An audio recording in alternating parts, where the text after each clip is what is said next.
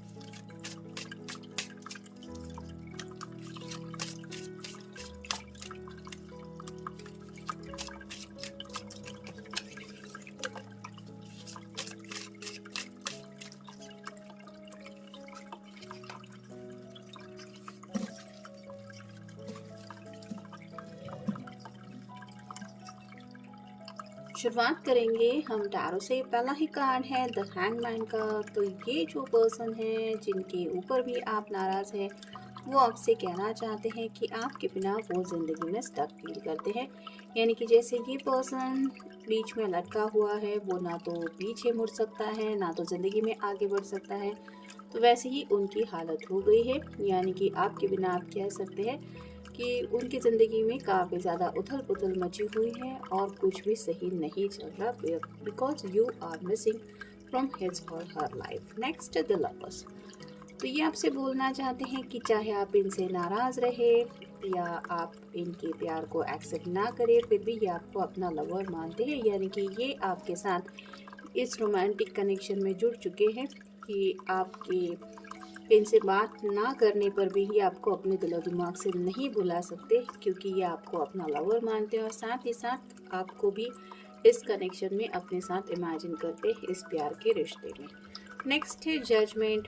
तो यहाँ पे जैसे बात आ रही है, कहीं ना कहीं एंजल शायद आप दोनों को मिलवाने की कोशिश कर रहे हैं, जिसकी वजह से आपके पर्सन के अंदर कुछ खामियां थी तो वो पूरी करने के लिए उनको कुछ एहसास दिलाया जा रहा है। और जजमेंट का ये मतलब भी होता है कि आप एक ऐसे पर्सन हैं जो कभी भी ऐसा जजमेंट पास नहीं करते कि मतलब सब लोग यही कह रहे हैं तो मुझे वही फॉलो करना चाहिए। आप अपनी मर्ज़ी के मुताबिक डिसीजन देते हैं। और यहाँ पे कहीं ना कहीं शायद इस पर्सन ने हो सकता है किसी की बातों में आके आपसे कुछ कह दिया है, जिन बातों को लेके इनको काफ़ी ज़्यादा तकलीफ़ हो रही है कि मैं तो वो नहीं सोच रहा था या नहीं सोच रही थी, मैंने तो सिर्फ दूसरों की बातों में आके ये बोल दिया।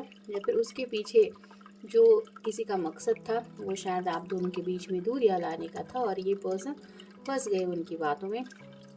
इस बात का उनको एहसास हो रहा है। वही सब बात ये शायद ये आपको बताना चाहते कि वो जो बात उन्होंने आपसे जाने अनजाने कही, जिसकी वजह से शायद कुछ लोग एक दूसरे के ऊपर नाराज़ हो गए हैं, वो इनकी सोच नहीं थी, वो किसी और की सोच थी। लेकिन अब ये बताएं कैसे।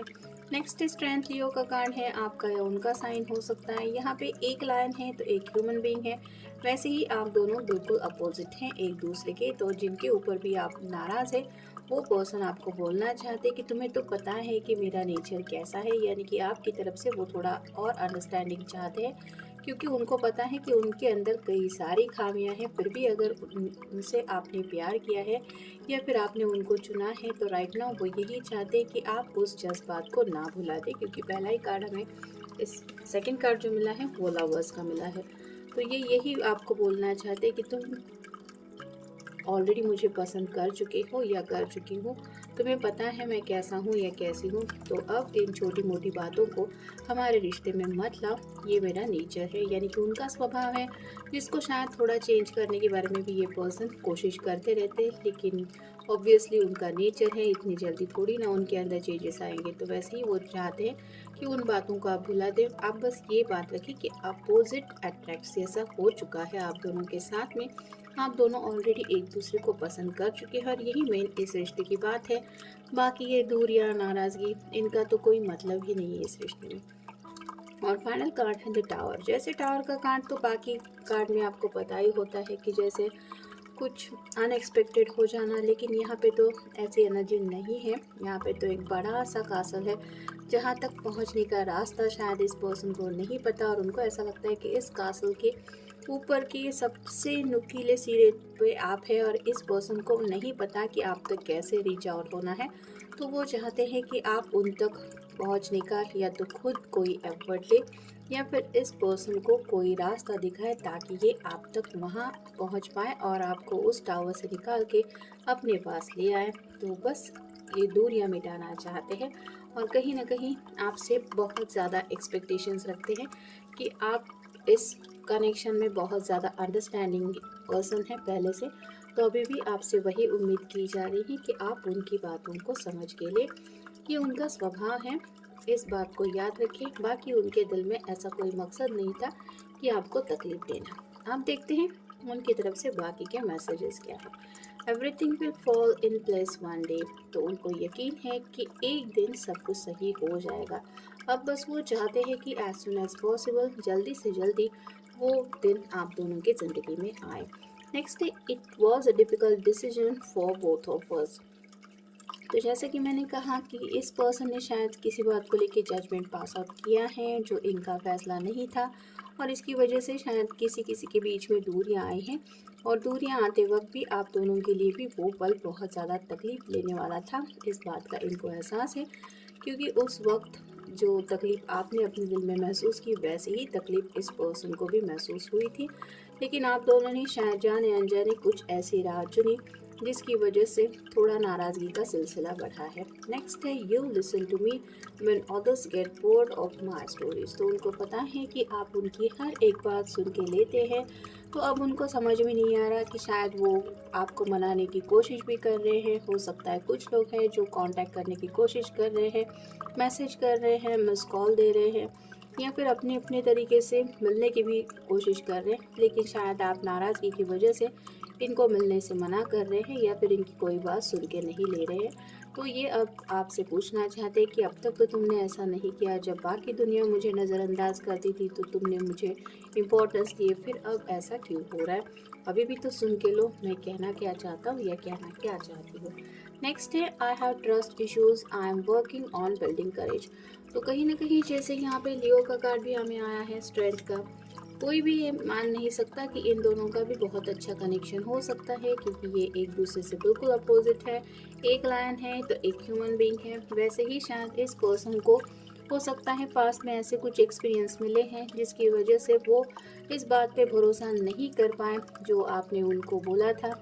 ये प्यार से रिलेटेड बातें हो सकती है, अपने जज्बातों से रिलेटेड बातें हो सकती है, या फिर ज़िंदगी के आगे के सफ़र को लेके भी शायद आपने उनसे कुछ कहा था, लेकिन उस बात के ऊपर उस वक्त ये पर्सन भरोसा नहीं कर पाए, क्योंकि शायद पास में उनको ऐसे कुछ एक्सपीरियंस मिले थे। लेकिन अभी भी वो उस बात के लिए काम कर रहे हैं, यानी कि खुद को ये समझाने की कोशिश कर रहे हैं कि ऐसा भी होता है। तो ये उनका अपना ज़िंदगी का मिला हुआ एक्सपीरियंस है जिसकी वजह से शायद वो आपकी बात पे यकीन नहीं कर पाए, और शायद इसलिए कुछ लोग किसी के ऊपर नाराज़ हैं।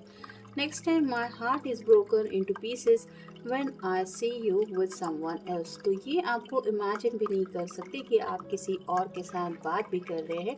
तो आप समझ सकते हैं कि किसी और का होने का तो इनके दिल के ऊपर क्या असर होगा।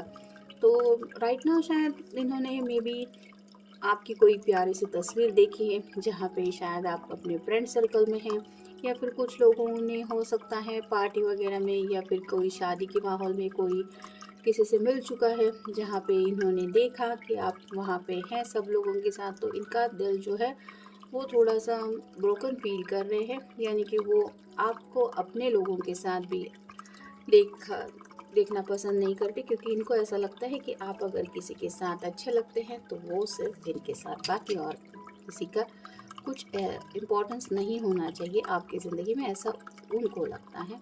नेक्स्ट है I wish I could apologise.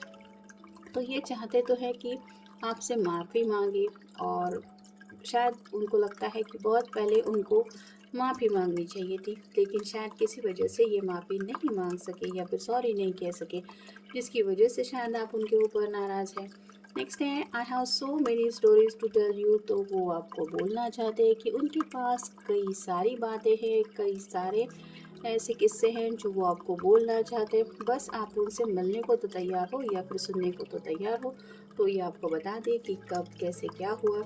तो इन शॉर्ट तो यही है कि आपके बिना इनकी ज़िंदगी में, जैसे कि पहले ही कार्ड में हमने देखा, हैंगमैन के कार्ड में बहुत ज़्यादा उथल पुथल मची हुई है। उनको लग रहा है कुछ भी इनकी ज़िंदगी में सही नहीं है, और ये तब तक सही नहीं हो सकता जब आप दोबारा से इनसे नहीं जुड़ते। और नेक्स्ट कार्ड है no boundaries are between us, we are connected.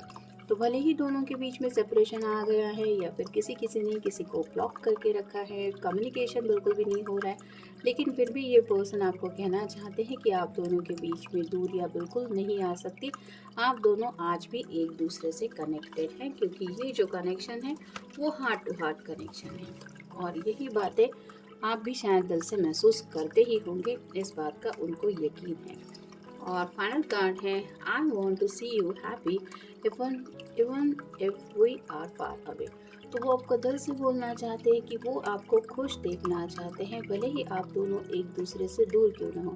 यानी कि आप समझ सकते हैं कि दूरियों के बावजूद भी ये पर्सन आपके बारे में सोचते हैं, और अगर कुछ चाहते हैं तो वो है आपको हैप्पी देखना। और उनको कहीं ना कहीं दिल उनका ये बोलता है कि जब आप उनसे दोबारा कनेक्ट होंगे तो आपके चेहरे पे भी वही प्यारी हंसी आ जाएगी जो हमेशा उन्होंने देखी है, और इसी स्माइल को वो भी पाना चाहते हैं।